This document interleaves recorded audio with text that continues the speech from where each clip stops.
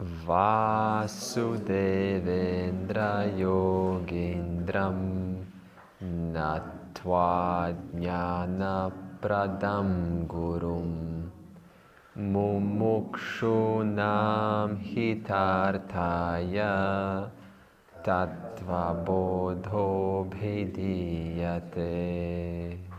So Dridha Nishchayaha, so I don't judge myself for this person that I'm wearing.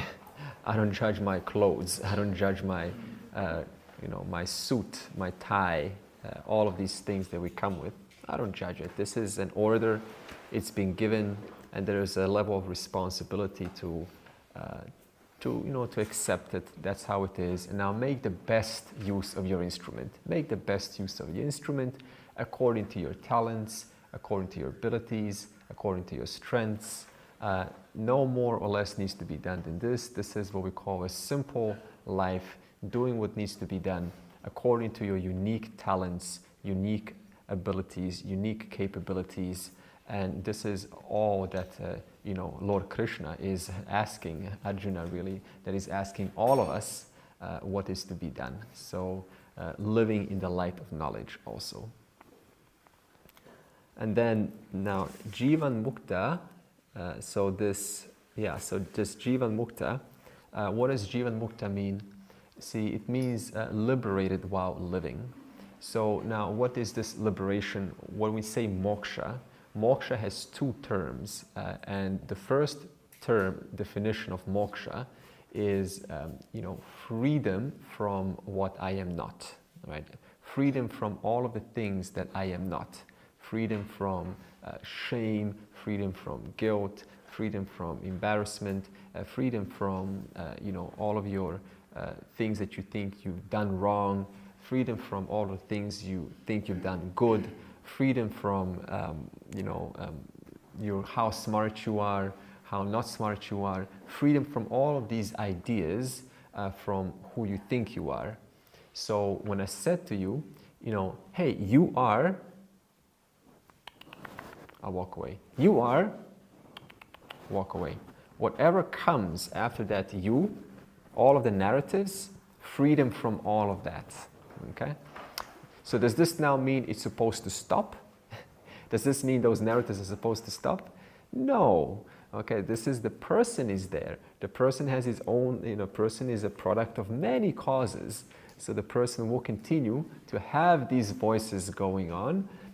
So this means, going back, there is a level of responsibility to manage your mind, but at the same time recognize this mind can be managed up to a point, no more, no less, up to a point. And so now the objection comes. It says, so if a jivan, actually going back to moksha, so the first definition is freedom from what you are not, and the second definition is freedom, after death. Okay, so there's no more freedom from rebirth. There's no more coming and going. You're now enjoying your limitless self, So these are the two definitions of moksha. See, if it was just definition one, suppose moksha was definition one, then the question comes, then what's the point? So what? I'm just going to be free while alive. So this next time I get reborn and I have to go through this nonsense again? No thanks. I'd rather just go and have fun, right? So it has to be two definitions for moksha to have any real meaning. And therefore the second one is, yes, I was free while alive, but I continue to remain free while, after the body passes away and after the mind passes away, which is called your last breath. So therefore, moksha is two terms.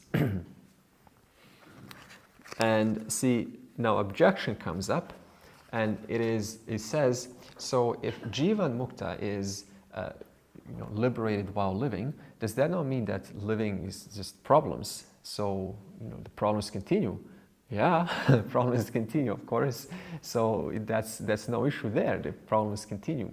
You're not going to have suddenly people seeing you different. Oh, these are all imaginary ideas, right?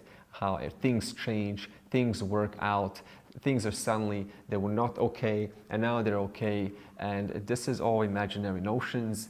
Everything is exactly the same because life doesn't care about who's liberated or not. Life only cares to facilitate everyone's equal survival, everyone's equal, working out their stuff.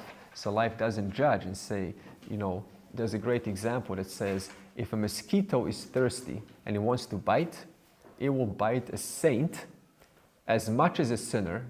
Whether the saint dies, so what? Whether the sinner dies, so what? So life is a so what? Life doesn't say mosquito, no, don't bite the saint. They're teaching a lot of people, therefore you will restrict you deny people help. If a mosquito is to bite a saint will get malaria and die, no equal to a sinner. Therefore, this notion that somehow a saint is now protected from the winds of the world, this has to be re-looked into and come back down to earth. That's all we're saying. Come back down to earth. Life is neutral. There's no such thing as more or less. It's what our mind projects. Life is just neutral to facilitate everyone's survival here. The avatars are a bit exceptional. For example, Jesus knew more or less that he will be crucified. I mean, I don't know what's it like for an avatar. I cannot quite analyze that. Maybe, right? Maybe. See, actually, you have a good point. See, some people have a very strong presence. They just have a strong presence around them. Something about them that they exude charm, they exude this sort of, they command respect, something about them that just does this. And so maybe this much we can say about an avatar, that it's just felt, you just feel it. And so naturally people will sort of swarm over and ask them, hey, so tell us about you. And they will have a great influence, they will have impact, they will have charm, they will have charisma, they will have influence. This much I can say, no more. About an avatar. So another objection is, so Jivanmukta, should he not disappear? Should he or she not disappear? Because after all, when you get rid of the era, like the snake, right, you realize it's a rope, the snake leaves. So if the Jivanmukta, recognizes that I am not the body-mind, should not the body-mind disappear? So this is another notion. The reason is no. See, the reason is because we have two types of superimpositions. The first superimposition is called Ishvara Srishti. Ishvara Srishti. This is empirical reality, right? Empirical reality. And now, what kind of a superimposition is this? If you look at, I see the sun rising, okay? And I see it rising, oh wow, the sun is now going to set. And then I again see the sun rising and it's setting. And so this is, it seems like the sun is rising and setting. But now, what happens when someone tells me, no, it's not the sun that's rising and setting, it is, the earth that's rotating. But now, does this mean, so now what? I've destroyed the notion that the sun is rising and setting. That notion is destroyed. But does the sun continue to, what happens with the sun? It continues to rise and set. So this means Ishvara Srishti, you can only destroy a notion, but you will not affect the physical reality. If only your notion has straightened out. Okay? Or, we have examples of, Earth. Look at Earth. And this is why we have flat earthers, by the way. They look at Earth and they go, it's one straight thing, right? And so, and it looks straight to us also. It's okay, Radhika, you can come. No problem. No problem. Okay? So now the Earth looks, straight. And then someone says to you, no, the world is, Earth is not straight, it is round. And now your notion has collapsed, your notion has resolved. but you and I continue to see a perfectly flat world. So this means Ishvara, when it's an Ishvara Srishti superimposition, then the most I can do is remove a notional error, but despite the notional error being removed, the physicality, the physical world does not get removed at all. The physical world continues exactly the same. Okay? So, and then we have, stars in the sky. I don't see the stars. Stars are not up. Yes, they are up, but because of the light, we cannot see the stars. So this means, again, yes, the stars are up there, and I don't have to see them. The stars are up there. I know they're up there. Notionally, I've destroyed the notion that the stars are not up there. I know the stars are up there, so this means, even though I know this now, that the stars are up, I don't see stars at all. So again, it is a notional correction. The notion gets removed, but the physical world continues exactly the same. So this means, if you bring this down to a Jivanmukta, now when I say the word Jivanmukta, it's nothing but Jiva Mukta. A plus, Jiva plus A plus M equals N. That's why we say Jivanmukta. So it's just Jiva Mukta. One who is alive while living, liberated while living, liberated while living. So Jivanmukta, Jivanmukta is the same thing. So Jivanmukta, so this means when the notion is in reference to the body-mind, that notion is now this, I understand the body-mind, that's an error. That I am a body-mind, that is an error. So therefore, that notion has cognitively ended. Just like cognitively, the notion is ended that the earth is flat. That notion has ended, but the earth continues to be flat. So for a Jivanmukta, the notion that I am this much, I am this small person, that has cognitively ended, but what continues? The Jivanmukta's personality continues exactly like it always was right from the beginning of their life, which means that nothing changes. Same problems, the same habits, same behaviors, same ups, same downs, same opinions, same non-opinions. You understand? Because what your body mind is Ishvara Srishti, empirical reality. Whereas the second type of superimposition is Jiva Srishti. Now this reality you can collapse. This reality like snake and rope. Okay? So what happens? The snake is there, but when the snake ends, it is no longer there. So this means when it comes to Jiva Srishti, yes, it can end. It can totally end. Visually it can end. It can end through words, through I thought I heard something. It can end. But this is what an issue. But the body mind, is it your imagination? Is the body? No. Therefore, the body mind cannot end because it is not your imagination. It is Ishvara's quote imagination. It is Ishvara's world. Therefore, most you can do is end your own personal notions. That's called Jiva Srishti. But your body still continues. Now, this is important because we often think, we get these big notions about a Jivanmukta, that they are somehow, got a halo, or they're special. They're special. Please get rid of these immature notions. It's not a question of special or non-special, just seeing things as they are. What does this mean? Hey, there's a body, the body's not going anywhere, it's the same personality like it always was. Obviously there's some maturity there, because to come to this knowledge you have to know a little bit, you have to have some life experience, but there's no change in reference to behavior. You understand? No change in reference to how the person speaks, what they wear, how they look. In fact, ironically, if one were to get this knowledge and start dressing and sort of acting and speaking accordingly, then what would that imply? That small issue there. There's a slight issue there. It means that potentially I want to in a subtle, implicitly, I want to demonstrate how, I have kind of stepped up. I've uplifted myself. Without saying it, it's a sophisticated, implicit way of doing it.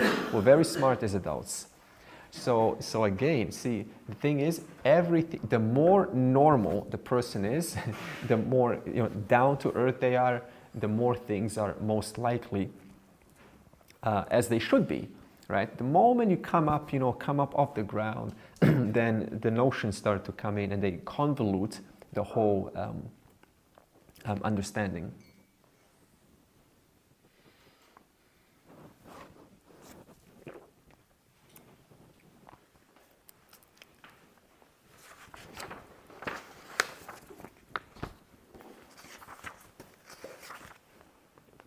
Next verse. Brahmaivaham. Brahmaivaham. That's enough. Short verse here.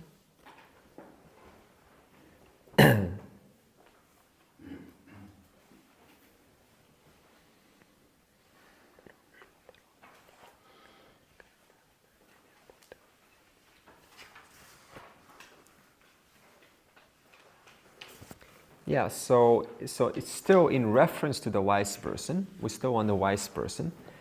So what do they have? Aparoksha jnana. So what does this mean? It means it's a direct statement. I am the cause of the jiva and the jagat, the universe. Jagat means the world, the whole world. So I am the cause. I am the cause of the jiva and the jagat. So this is what this aparoksha jnana, direct knowledge. You're not faking it, because when you have that understanding, a lot of knowledge is backing that up. So it's not an affirmation, it's not shallow, it has some depth behind it. So this means, so if I am the cause, and all of the karmas, all of the consequences belong to the world, then so this means that none of these karmas, none of these consequences, none of these bad things, good things, they don't belong to me. I've not done one good thing in my life. I've not in my not my life, but my existence. I've not done one bad thing in my existence. What has done the virtues and the silliness? What has done that? It's the body, mind has done that. The person has done that, right? But what, I remain intrinsically free of the whole thing.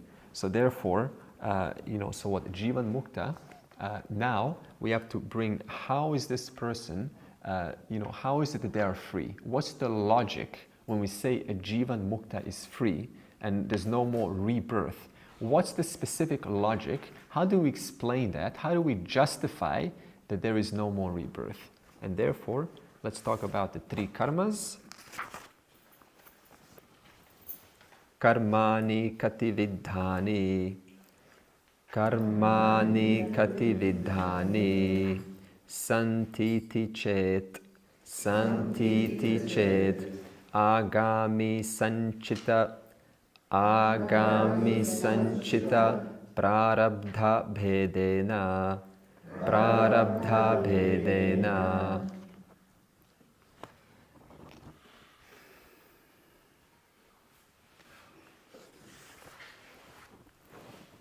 So talks about here the three karmas.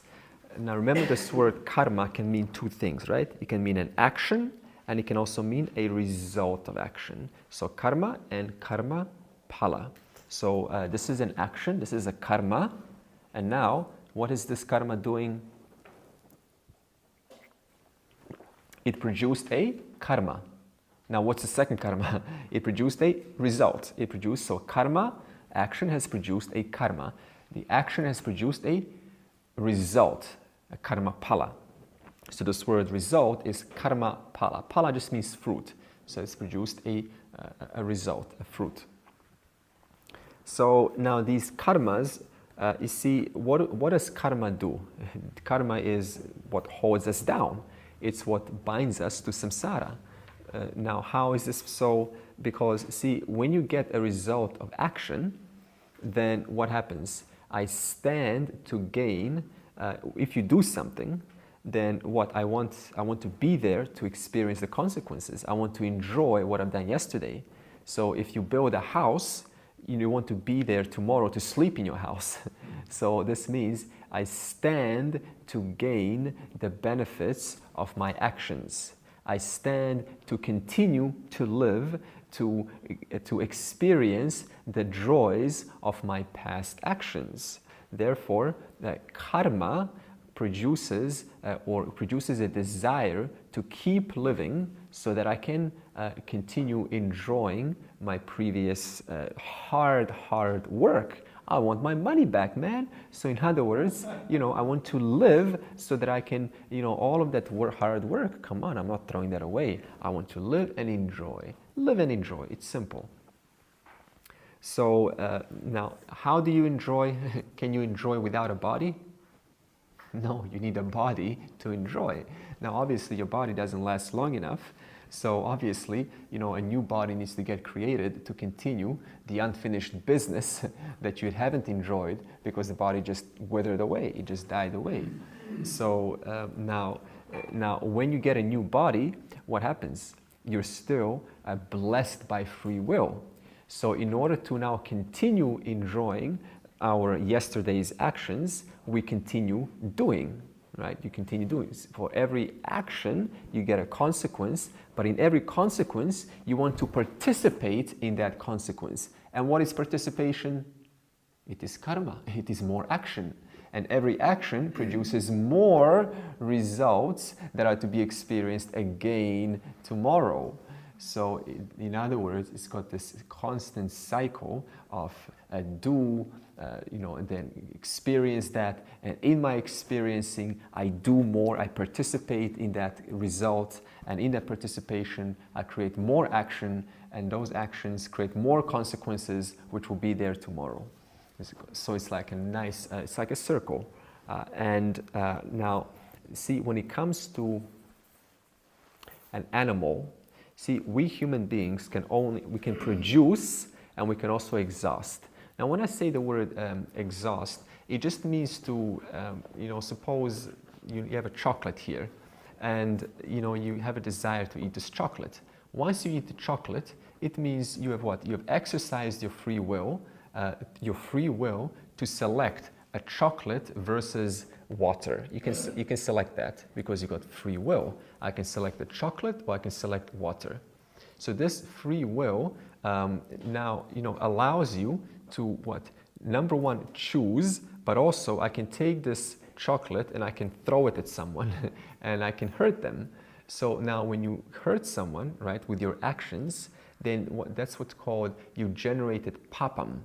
You've generated unwise deed.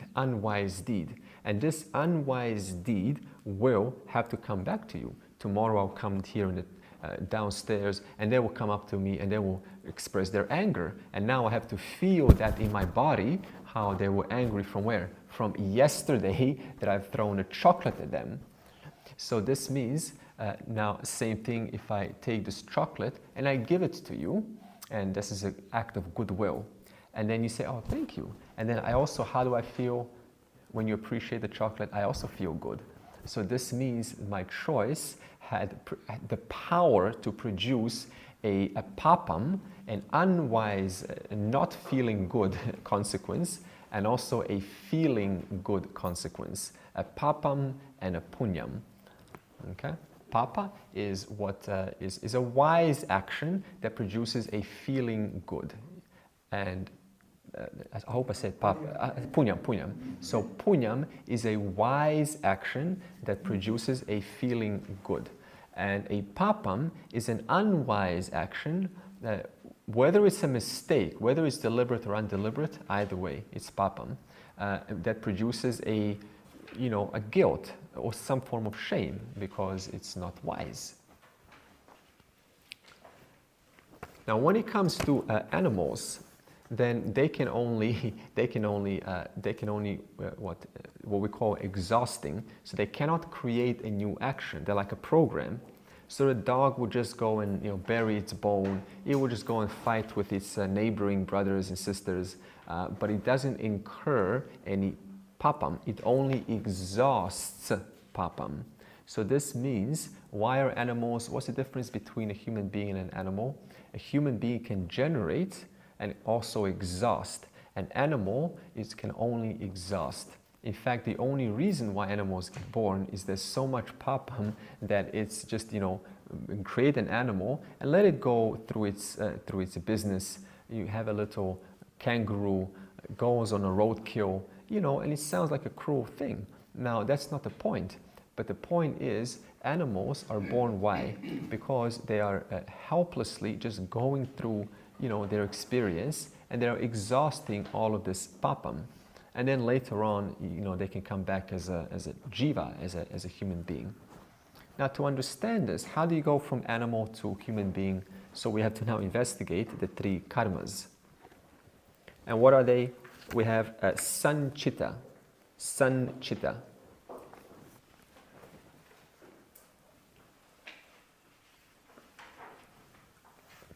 Sancita karma. Do you know what a term deposit is? A term deposit? You put your money in there and you cannot take it out. So Sancita is like a term deposit. Term deposit of all of your past deeds. They're all there. Whatever you do, whatever consequences are produced from your actions, they go inside the term deposit. Term deposit. So this means from this term deposit, I can only withdraw once. That's called birth. Okay, so this means it's only every life, whether it's an animal or a human being, I only get to withdraw from Sancita, from my term deposit, one time. And whatever I get is called Prarabdha. So when I reach into my term deposit of all of my karmas, then whatever I get into my hand, assigned for one single life that is to be experienced, we call this Prarabdha, Prarabdha karma. What I get then when I take it is not by chance. It's not better? By chance, incidentally. It's not incidental? Random. Just take, and whatever I take, it's not determined. It's not determined? Yes. Is it by chance what I get out? No, there's an order to it. There's an order. So this means if you live a wise life, then you will most likely withdraw, right, and continue this kind of privileged life. So this means if I get born and I start killing around, right, then this will give you a very different form of withdrawal that is more consistent with an animal or a tree or something. But Andre, does Jiva Srishti influence this, or is it completely Ishvara Srishti? Jiva Srishti influences your behaviors in life, and your behaviors influence the kind of karma you get. And the karma you get is facilitated by Ishvara. So therefore, Ishvara simply facilitates, gives whatever the Jiva has done. But for example, a curiosity I just have, when you identify with your body-mind and you die, the unwise person, is what comes after determined by Ishvara and not by Jiva? No. It's not determined by Ishvara.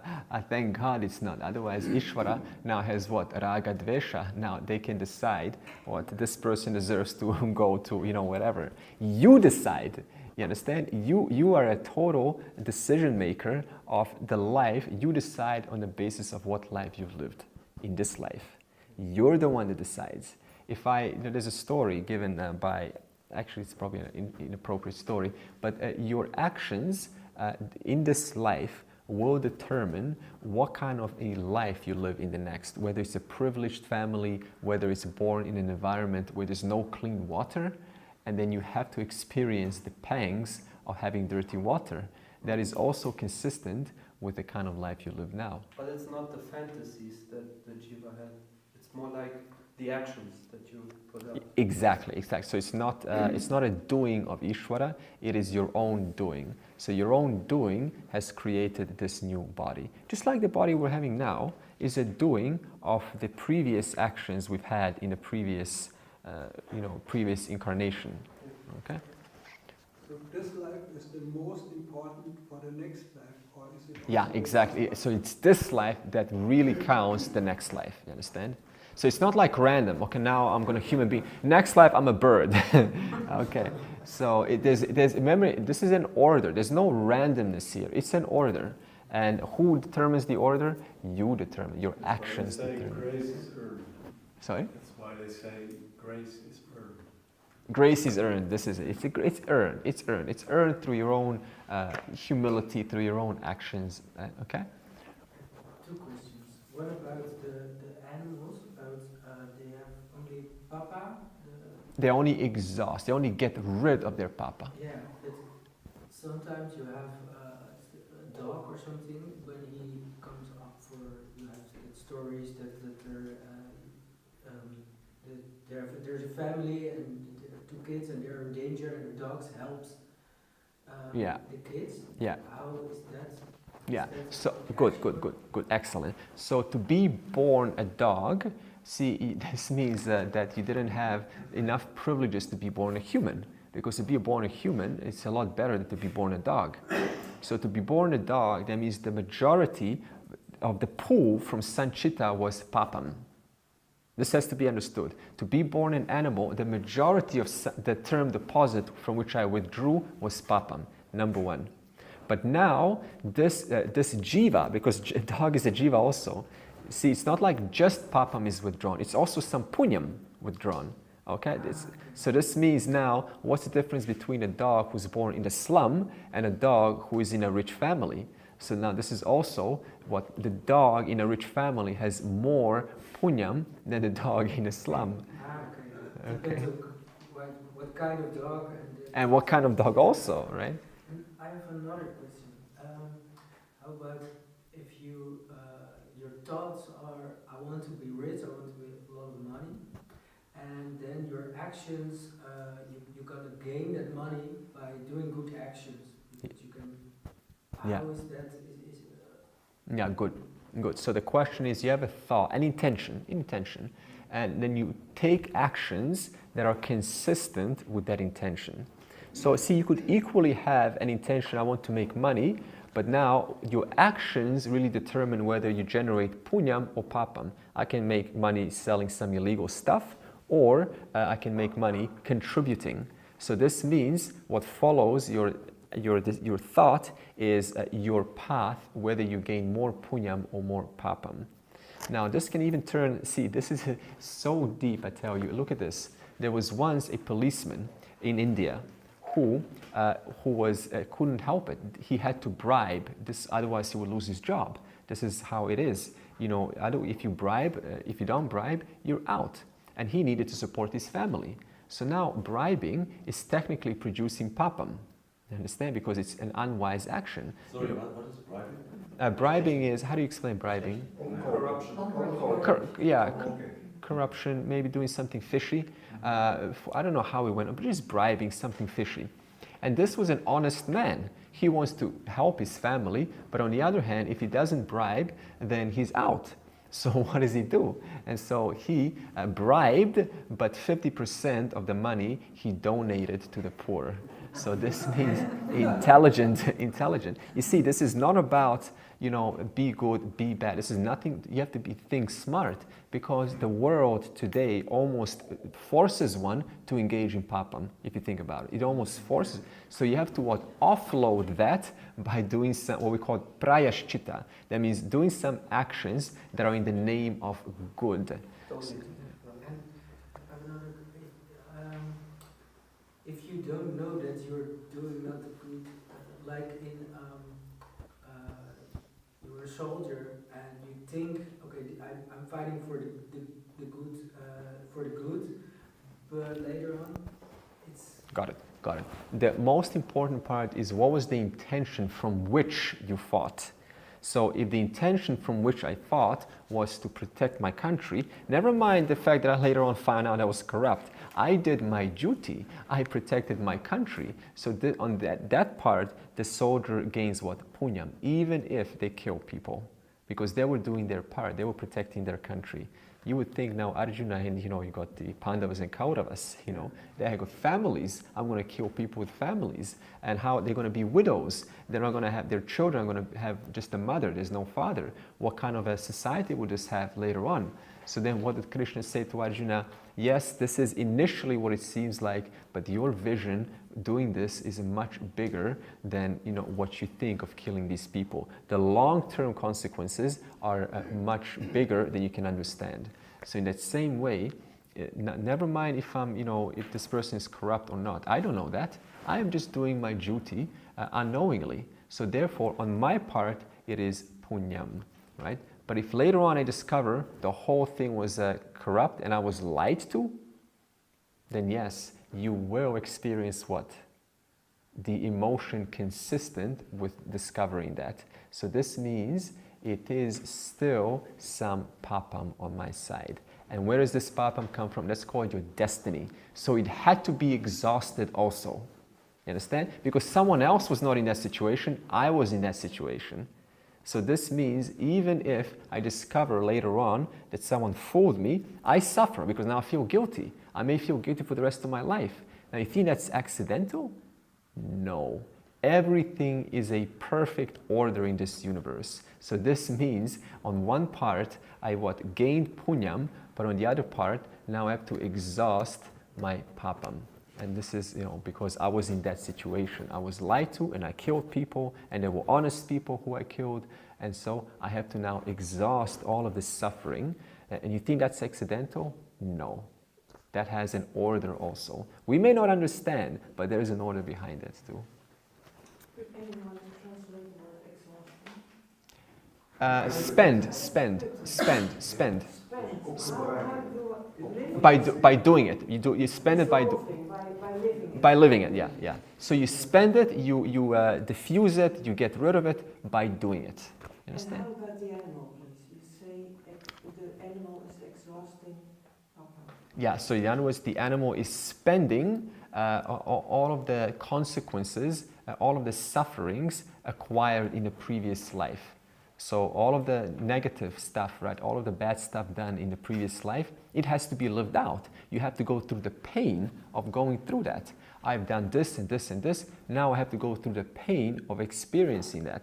And one of the best, the order, what creates an animal body, because an animal is it's how an animal is not treated very nicely at all. So therefore I have to spend my time as an animal to get food, which I can't even think about moksha. I cannot even choose. So I just have to go through this time of being an animal and being kicked around and, being sort of disrespected and looking for food. Oh my God, my whole life becomes about looking for food and fighting with other dogs and fear.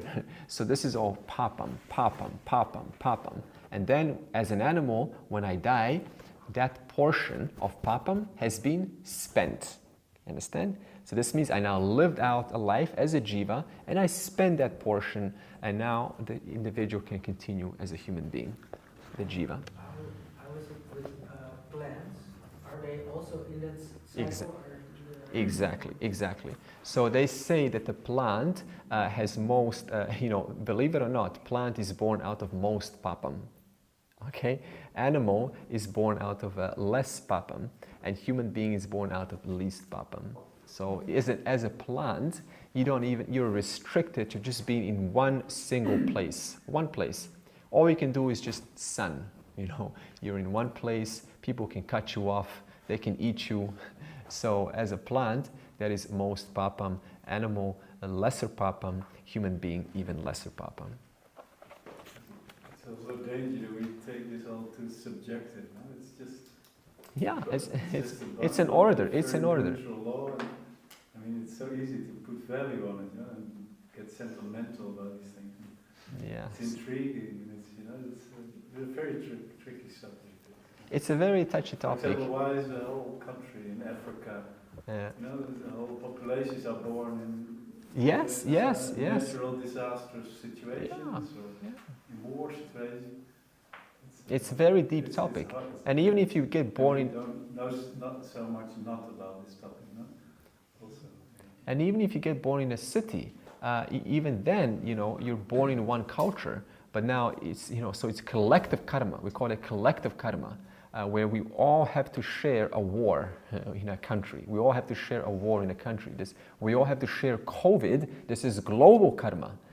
But then even within COVID, there are those who actually die and those who, get sick and don't die. So this is also now what, exhausting karma, and some who are in a luckier situation. This is called punyam, a luckier situation whereby you can afford to wear a mask. You can afford to clean the air in the house. You can afford to, to sort of have your own room. Some people didn't even have a room to share. You see? So now, even within a collectively shared, there is an individual, individual punya papa that's involved, individual luck factor involved. But Andre, does the Vedas say something about that when a normal jiva dies, it sees the truth for a moment, that everything is one, but there's a pull towards identifying again with the mind or something. I heard this story. There's a Purana called, starts with Ganapati. It talks about the death process. Now the question was, does the Jiva see the moment of truth? I don't know where is this from. It doesn't say this in the Veda. What happens is, the Jiva, it's naked, like a naked soul. Now, all of the things that I've done, there's no one to hide to. I'm completely, naked. So I see now where, what I've done and what I've not done. And on the basis of that, then, I get the right body. Now, it's not even a process of seeing what I've done or not done. It's just automatic. You get the kind of body that you think you deserve, Or you have to go back. I read a book about nearly death experience, and then those people see it clearly, but they have to go back in this life to because, and that is about the karma. Yeah, remember this, you cannot see the truth. The truth is, you are the truth. So this person who sees, it began in time. So whatever they saw may be a symbol of the truth, but it's not the truth, because truth does not obtain, it's nityam. So there's no question of them seeing the truth. But a further short question, you said they get the body they think they deserve, but there's not really a question of thinking, because exactly. Hitler thinks he did right, and he dies. Yeah, they get the body they deserve. See, this is a statement that the ego doesn't like to hear. You always get what you deserve. You get what you deserve. It's like, no, how dare you? Do you understand? My mom, my dad, my brothers and sisters, they're suffering, and you say this so easily. This is the truth. You get what you deserve. This is a fact. Can a human become an animal in life after? Yeah. See. Now this is. You cannot exhaust your karma, because how long have you been here? Beginningless time.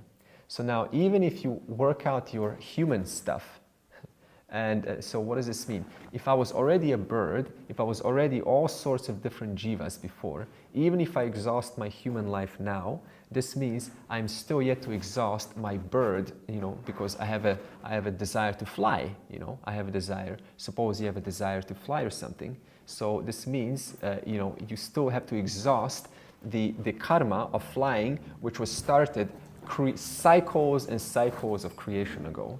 So human beings constantly change between a human being body, a plant body, and an animal body, a microbe, amoeba body.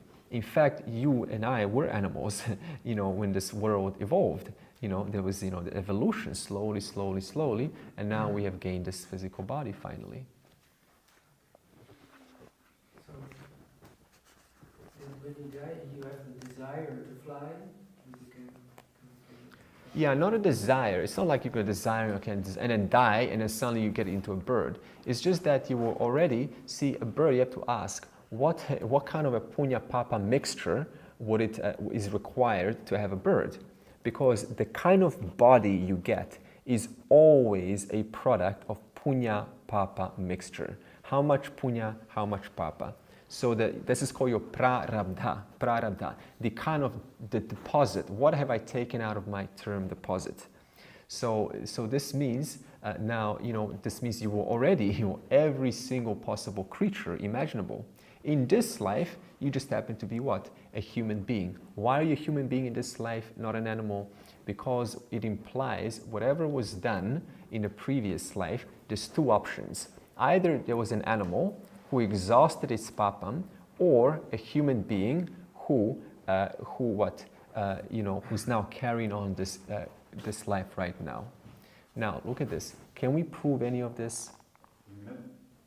This is the one part of the Veda that you can only go by the authority of the Veda. You cannot prove it. The only thing that we can show is the logic that how do you explain those who are privileged and non-privileged?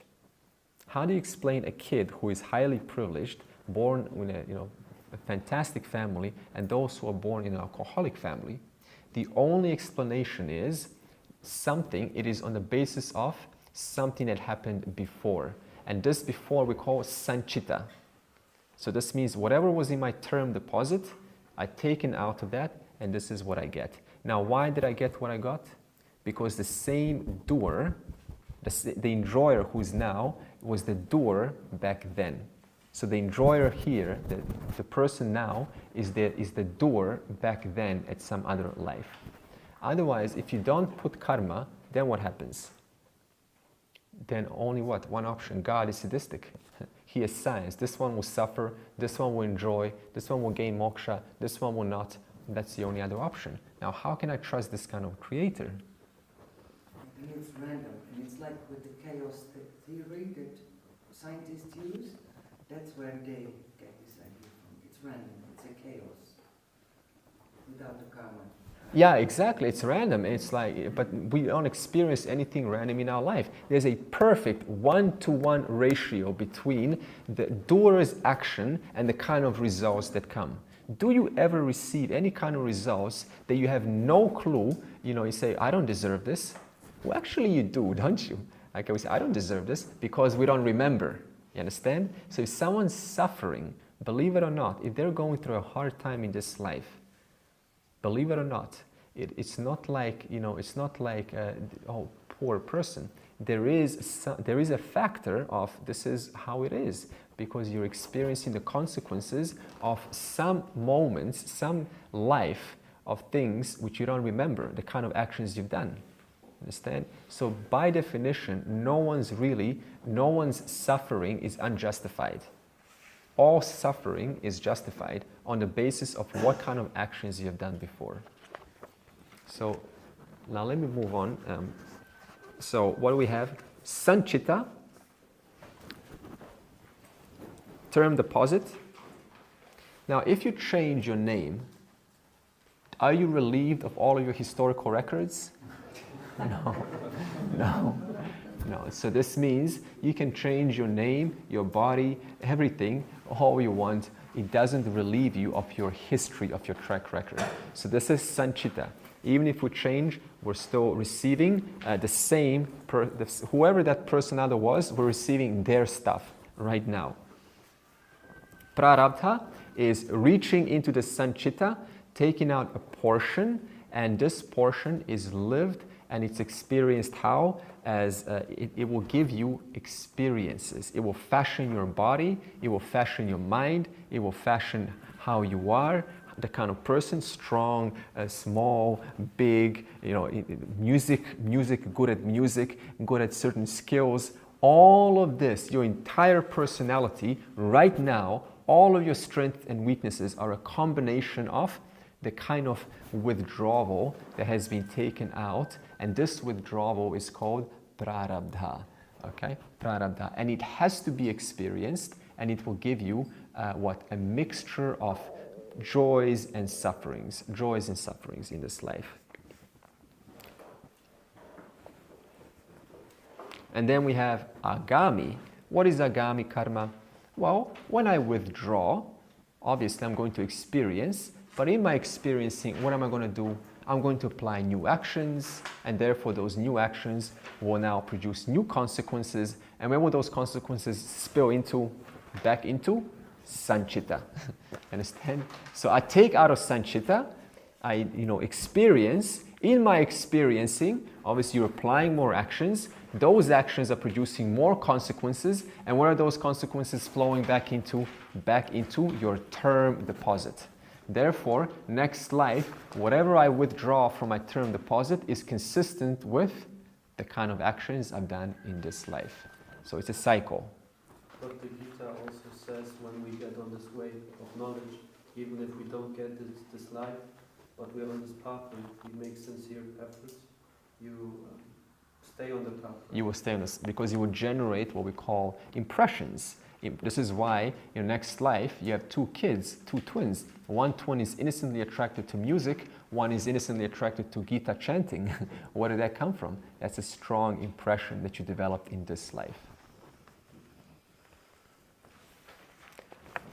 Therefore, so what's the conclusion? So the adhikari strives to get out of these three karmas.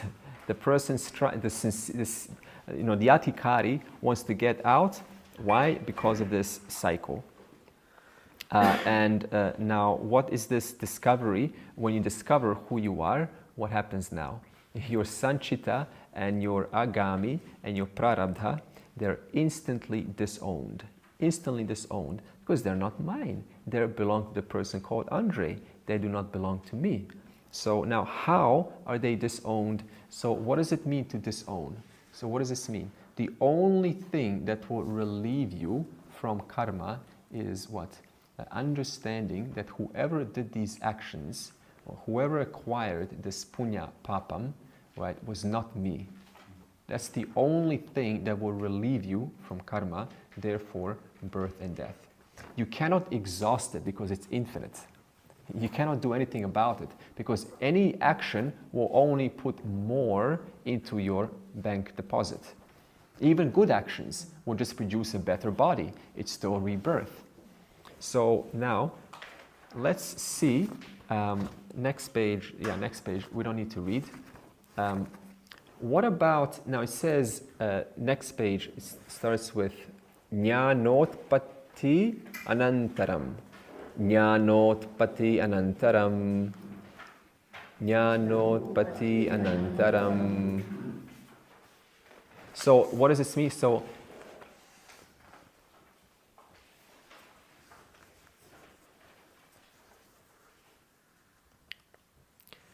after the dawn of knowledge, so this is back to the wise person now. After the dawn of knowledge, what happens? Now, it says here, what is Agami karma? I discussed already. Whatever goes back into your Sancita, that will be experienced next life. You understand? So whatever actions I do in this life, whatever consequences are produced in this life, those consequences are called Agami. So where does Agami go? Into Sancita. And Sancita will be experienced. This much we know. But that is for an ignorant person. What about a wise person? So it says the wise person's Agami starts at the dawn of knowledge. So when you have knowledge take place, when there's knowledge, like I'm free of this. So what happens? What happens to all of your previous, Agami that's spilled into Sancita? That is disowned. That's not mine. But the jnani's body still continues to live. I'm still walking, stepping on ants. I'm still stepping on your toes by accident. And the jnani still does good things in this world. So this means they're still generating actions. So that much, those actions which a wise person does, that much they will experience. No more, no less. Whatever is spilled over, because the body is, whatever is spilled over, that will not be experienced. Why? Because Sancita is not mine, Agami is not mine, Prarabdha is not mine. So this means, the jnani's Agami, they will still produce, right? Through their, to teach this is technically supposed to be punyam. To step on ants is supposed to be papam, right? So this means whoever is wise, they too will experience what? Suffering and pain relative to what actions they do in life. But no more, no less than that. Okay? And then Sancita. What is Sancita? Sanchitam karma kim. Chita karma kim. I think we answered this already. Sanchita is the all of the karmas collected from countless births. Just your term deposit, and it stores your karma pala. So all of the results of your actions, where would those results that did not fructify? All of those results of actions that do not fructify, where are they stored? In Sanchita karma. So when they're not, suppose I, step on someone's toes, and and I have no consequences, or some, we have more extreme, a rapist who gets away with it, and they die. You think they're going to be relieved from that? No. Where did all of those those consequences, where are they stored? In Sanchita. So Sanchita is nothing but a mixture of punya and papa. Understand? Virtuous deeds and non-virtuous deeds. So out of that Sanchita, a mixture of punya papa is taken and assigned to one body, and that body is a product of the kind of Sanchita that I have taken. Understand? So this means your life is consistent with the kind of withdrawal that has taken place from the past life's actions. Now, Prarabdha kim. Prarabdha karma kim iti chet. Prarabdha karma kim iti chet. So karma, so what is this karma? It created this body, your prarabdha, the withdrawal has created your body, and it gives you what? Suffering and pain. Some people, they go through more or less suffering, sore back, or they're sick all the time. And you're like, my God, why am I sick all the time? I can't help myself. This is punyam. Some people, I tell you, they have they have such an amazing life, It's like always happy, surrounded by kids, surrounded by family and support, and everyone likes them, and you're like, what's going on here? Everyone likes them, they're so lucky. This is because they have withdrawn, they have so much punyam, okay, from previous life. So this means the only way to exhaust your prarabdha is how? In the verse it says, by going through the experience. So look at this now. That's easy. We already know this. But here's the thing. This means every time you suffer, you're exhausting your papam. That means less chance of suffering. But every time we're happy, we're exhausting our punyam. Oh, so this means what? We start out very happy as kids, right? Happy, happy, happy, so much punyam. And then what? Some kids, they abuse every situation to extract maximum punyam out of their life as youngsters. They go to parties, and they just do all of the things and roller coasters. And then what happens when they're older? Punyam exhausted, what?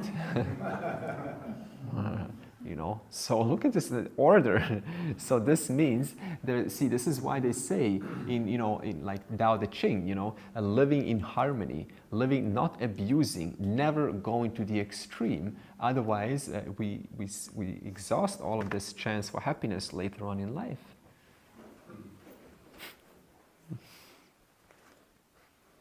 Okay, and again, Prarabdha does not go away even after liberation. Why not? Because it is Ishvara Srishti or Jiva Srishti? Ishvara Srishti, like the sunrise, sunset.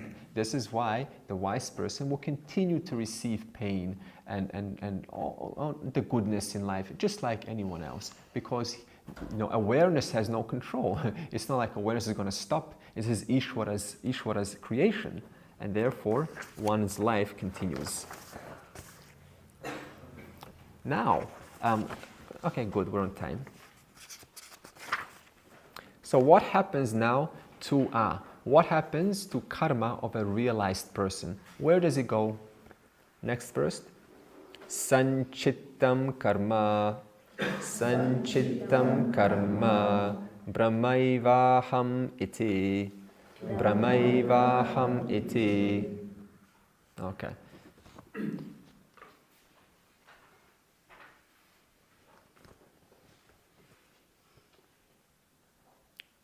So the question is posed, this wise person also has Sancita, Prarabdha and Agami.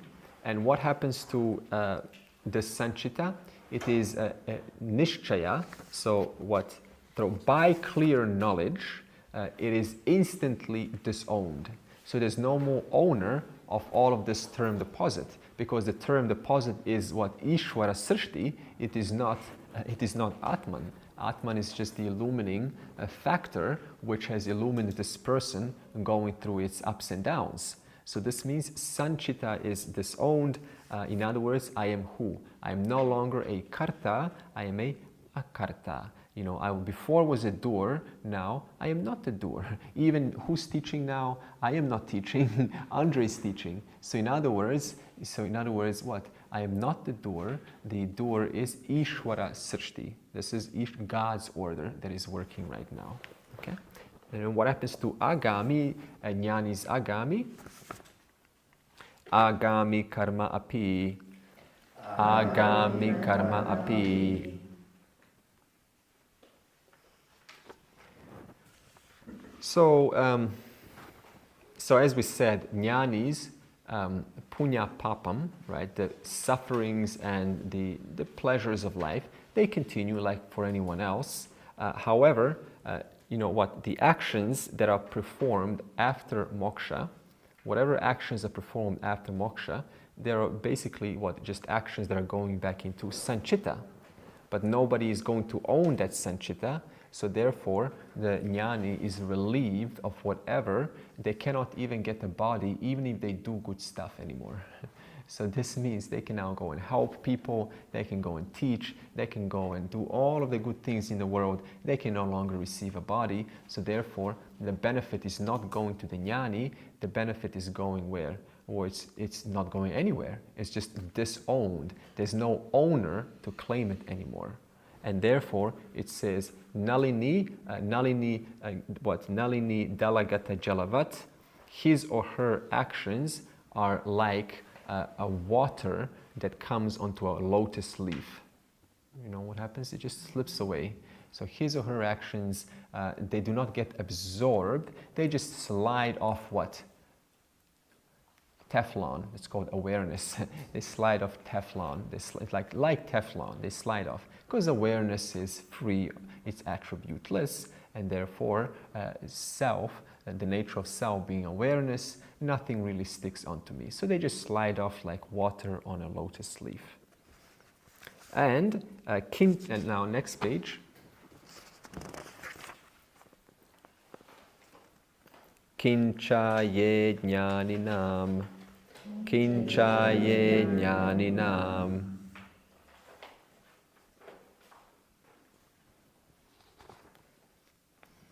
Felix, I just want to let you know if you need to go. No. Okay. That's it. So now what, So where does the jnani's punyam go? Yeah, so we said the punyam and the papam, no one to claim that. This is established. However, who gets jnani's punyam now? If the jnani Jivanmukta cannot get any punyam, then where does this punyam go? Because there's no such thing as things disappearing. When I said no one's there to claim, well, someone has to claim it, because you cannot take existence out of existence. You have to bring it somewhere. And what does it say? Those who those who worship, those who praise him, those who do service unto him or her. Gender is irrelevant. Those who just help, do service, worship, who honor, because the jnani is they're compared to the Lord, basically. They're compared to the Lord. And so therefore, those who admire and worship him or her gain their punya karma. This is why in India, what do? We want to, when a Swami comes over, you touch their feet, you want to extract every ounce of punyam from them because I tell you, people understand this culturally. They understand this because they know the Swami. They don't need any punyam, but they got so much punyam because of teaching, right? And whatever they're doing. But so now those they comment, let me have your punyam, please. Let me have your punyam. So this is why people do service. This is why they do honor, and they have these doing service for these people. So there's a logic, there's a cultural knowership behind it. Yeah. Whereas where does the papam go? Now so suppose the jnani commits some sin. Where does that sin go? Well, equally to those who criticize him, those or her, those who do that, who hurt just for no reason, who cause pain to him or her, who just kind of talk behind their back. So this means now one doesn't have to worry about this because in most cases, a jnani is mature enough not to do these stupid things. So therefore, there's not much papam to go around.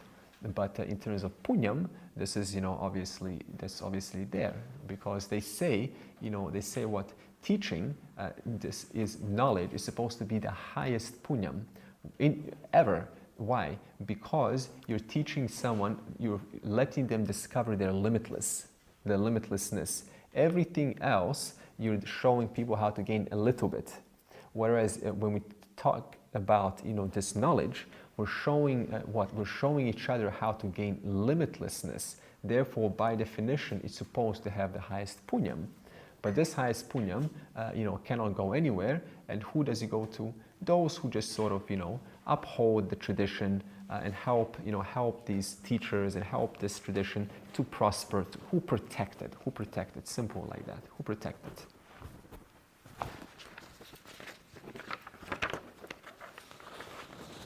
And then what? Iha.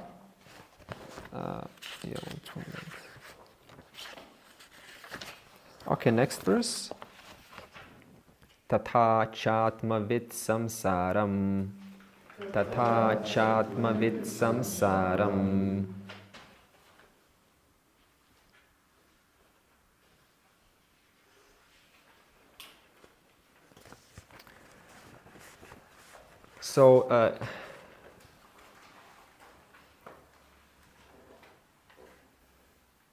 So in this manner, now knowing about these karmas, the Atmavit, right? Atmavit. Yeah, so Cha Atmavit, so the knower of Atma, the knower of one's nature, what happens? They cross over samsara. Why? Because, what's samsara? Life of becoming. Becoming this. Why do they cross the life of samsara? Because they have disowned the three karmas. Just like, suppose there's a husband and he's got three wives. This is possible, right? A husband with three wives. And you have the oldest wife, who he married in 1970. The next wife he married in 1980. And the newest wife, he married in 1990. So now he has three wives. And this father, one wife is called, the oldest one is called Sancita wife. The next wife is called Prarabdha wife. And the newest wife is called Agami wife. And so the husband dies. What happens instantly to all three wives? They become widows. Does Sancita have special privileges over the Agami wife? No. Instantly, they're all disowned at once because there's no more owner to claim them. Therefore, their status is now whatever their status is not connected to anyone anymore. So this means, like this, the wise person, divorced his 3 wives, his 3 husbands or 3 wives. And then what happens? Through this knowledge, they attain moksha. And now when? Iha, it says, iha in the verse, in this world. So look at the implications of this. Moksha is always now, it's never later. Suppose that you say, I want to get moksha in heaven. And you get moksha in heaven. Now, is that getting now? You see, it is now, right? But it's just at heaven. So if that getting is now, then moksha by definition is always now. There is no question of later. Because I want a different place. Why? Just, this is the perfect place for this environment. So therefore, moksha is gained iha in this world. In fact, you cannot gain moksha anywhere else except on Bhuloka. So this is, great news. Even though they will say, right, after you got this whole, you go to Brahmaloka, right, and then you learn this knowledge there. You cannot prove this anyway, and this is called Krama Mukti, right? Krama Mukti, when you attain this self-knowledge in Brahmaloka. In fact, it is harder to attain moksha there than here, because to go to Brahmaloka, the highest world, you have to do rituals from day one. Right? You got to do your chantings for hours and hours and do all of your dharma conduct. Forget about it. Okay, so this means the only place is iha, in this world, and when is moksha? It's always now.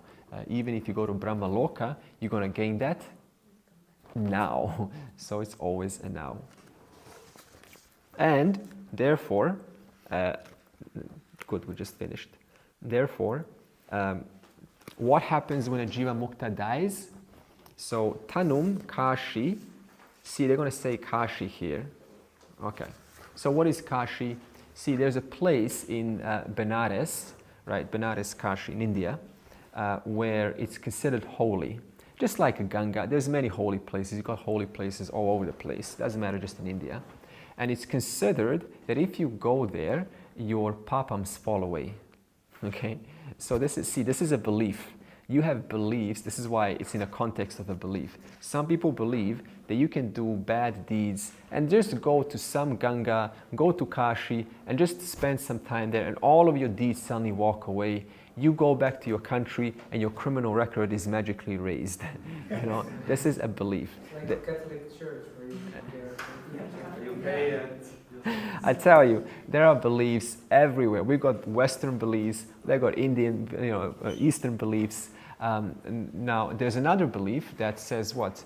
The perfect time to die, you got to postpone your death, by the way. The perfect time to die is what's called Uttarayana. What's Uttarayana? That's a month between mid-January to mid-July. That's the most conducive time to die, by the way. So this means if you want to die in December, you need to hold your death, right? Make sure you die between January and July.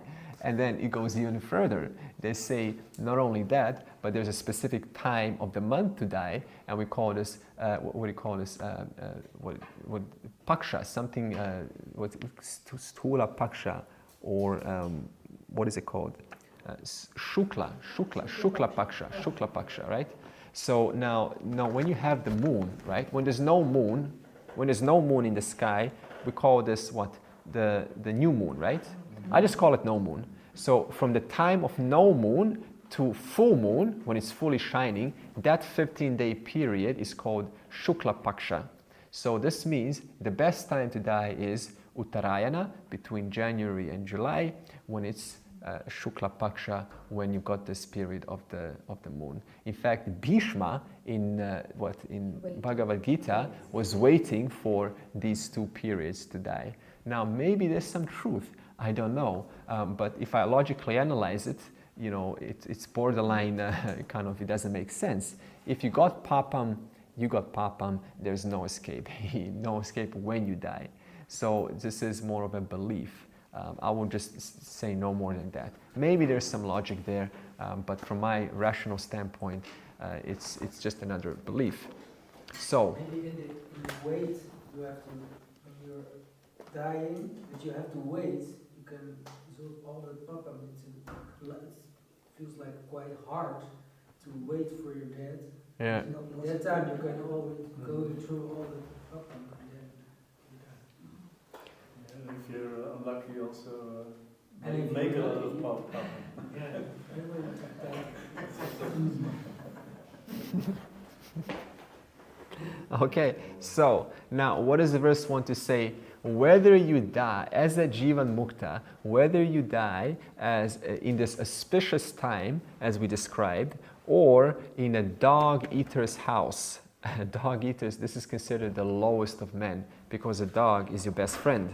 So the one who eats their best friend is considered the lowest of men. So whether the Jivanmukta dies with cross-legged, on the bed, in this auspicious time, in an inauspicious time, by the Ganga, on the mountain, alone, with someone, whatever condition they die, in whatever condition it happens, it makes no difference to them. They are still free. That means it's not going to affect their death. It's not going to affect what happens, quote, after. So this means a Jivanmukta can die however they wish to die. It makes no difference. Okay? Whereas an unwise person, they can believe they're going to die better. It may make some difference, I don't know. But so Jivanmukta, it makes no difference. But for example, suicide means you have a wrong eye placed somewhere, because otherwise, The one? if you commit suicide, Yeah. that means you have the eye in the wrong place, because Okay. normally it wouldn't bother a wise person.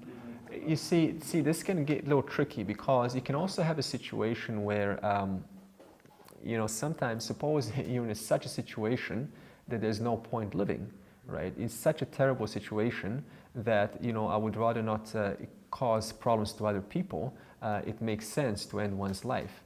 This is also another aspect to it. So, when it comes to these things, there's always a reason why it happens.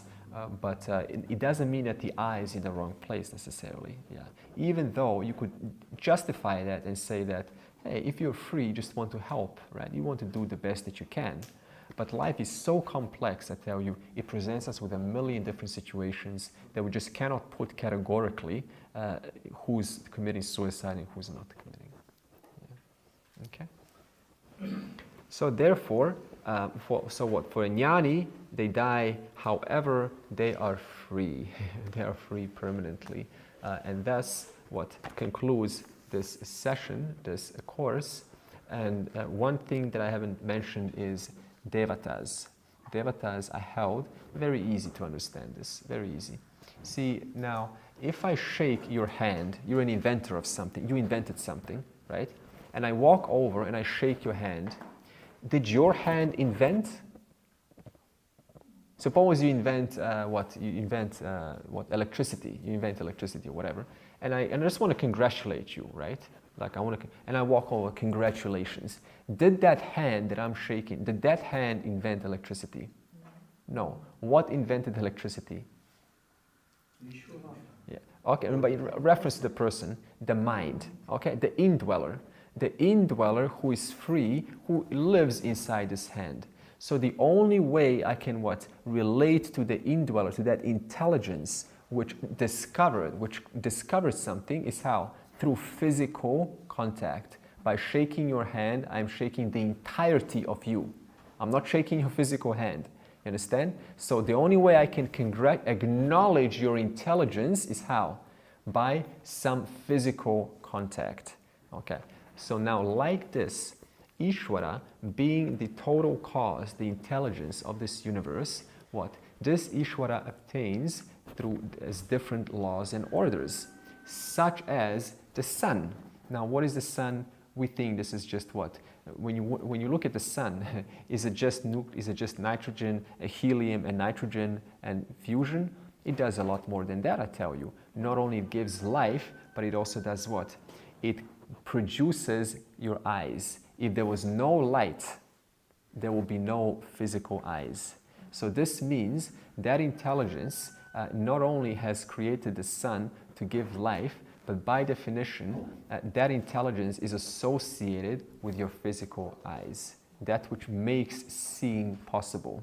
Which is why in the Vedas, we have things like Aditya Hridayam, a prayer where I worship the sun to improve my vision, which apparently has worked for some people. So therefore, now the sun or these different physical objects, I relate with them just like I'm relating with your hand. But what I'm actually relating with is what? The nimitta karanam, which is responsible for a certain facet of creation that makes it work and is also responsible for some function in this world. So this means when I pray to devatas, what am I invoking? I'm invoking facets of this intelligence responsible for different aspects of life. In the case of the sun, what am I invoking? The intelligence which gave what my eyes, which gave me possibility for sight. Therefore, so now what the verses are saying is what deities are there to be worshipped. There's something called a fire deity. So what is fire deity? It is the intelligence through which I can relate, like physical fire, I can relate. But behind that fire, the intelligence is that which is responsible for your speech. And what is a fire? How your speech produces heat, right? When you speak, it also throws light to matters. Therefore, the deity for speech is fire. And then we have what? We have the mind. The deity for your mind and your emotions is the moon. This is pretty obvious, right? So, when the moon comes out, emotions change, your mind changes. And then we have what? Brahmaji, this is for intellect, and we have things like Vishnu for memory. So this means if you want a good memory, then what does the Veda prescribe? It says, here's a certain mantra, here's a certain ritual for invoking Vasudeva or Vishnu, Devata, who is responsible for your memory. Okay? So this is just to be understood as different facets of reality. It's not like even if you consider them as real devatas, this is fine. But the thing is, why do we have a hard time relating to these devatas? Do you know why? Because your mind and my mind are so small, we cannot even comprehend the vastness of this creation. Just like a bird lands on a tree, and to a bird, that tree is nothing but a source of food. And yet that tree is complex. It is a life of itself. It is living itself. Or a bacteria in your stomach, it doesn't know about you. Its mind cannot comprehend you at all. It is so small, even no matter how hard it tries, it cannot grasp the intelligence, the entire being in which it rests. So in that same way, our minds have a hard time relating to devatas, different facets of these intelligences that are responsible for running our world. White blood cell devata, we've got enzyme devata, sperm devata. All of these are facets of intelligence to which we, for the sake of relating, we call devata. We call God or goddesses. Okay, so this means this concludes our Tattva Bodha, and then we will close, and then we'll have a little discussion.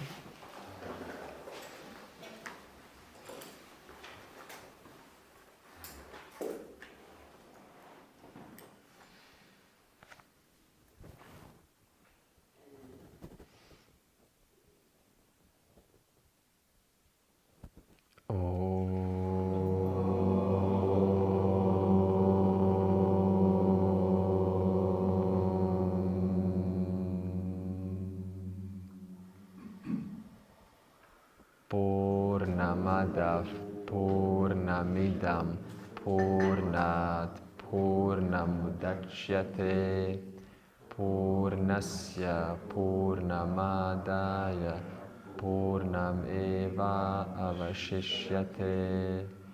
Om Shanti Shanti Shanti.